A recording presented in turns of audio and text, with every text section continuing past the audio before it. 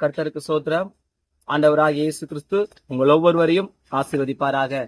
இந்த நாளிலும் கர்த்தர் நம்மோடு பேசுகிற வார்த்தை உபாகமம் 33வது அதிகாரம் 27வது வசனம். அநாதி தேவனே உனக்கு அடைக்கலம், அவருடைய நித்திய புயங்கள் உனக்கு ஆதாரம்.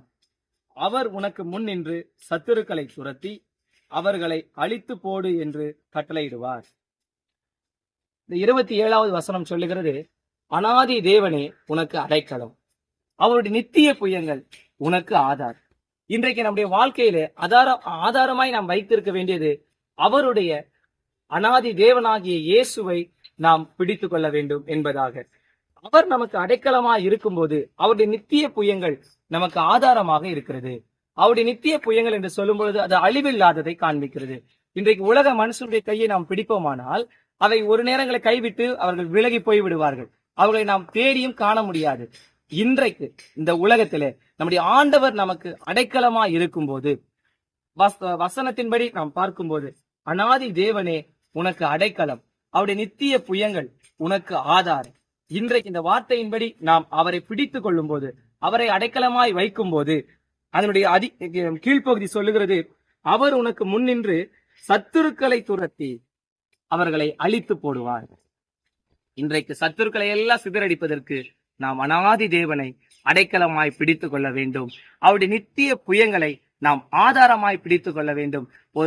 ஒரு இடத்திற்கு நாம் ஆதாரமாய் பிடிக்கும் போதுதான், அவரையுடைய நித்திய புயங்களை நாம் பிடிக்கும் போதுதான் நாம் முன்னேறி செல்ல முடியும். இந்த வார்த்தைகளின்படியாய் நாம் ஒப்பு கொடுத்து, தேவனே நீர் எங்கள் அடைக்கலமாய் இருக்கிறீர் என்று சொல்லி நாம் ஜெபிப்போம்.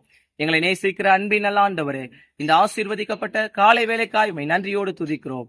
கர்த்தாவே, இந்த நாளிலும் நீர் எங்களோடு பேசின வார்த்தைகளுக்காய் நன்றி. ஆண்டவரே, இந்த வார்த்தையை கேட்ட ஒவ்வொரு பிள்ளைகளும் நீர் ஆசீர்வதிப்பீராக. அவர்கள் தேவைகளை கர்த்தர் சந்திப்பீராக. அநாதி தேவனே உனக்கு அடைக்கலம், அவருடைய நித்திய புயங்கள் உனக்கு ஆதாரம் என்ற வசனத்தின்படி இன்றைக்கு உடைய பிள்ளைகளுக்கு நீர் அடைக்கலமாய் விளங்குவீராக.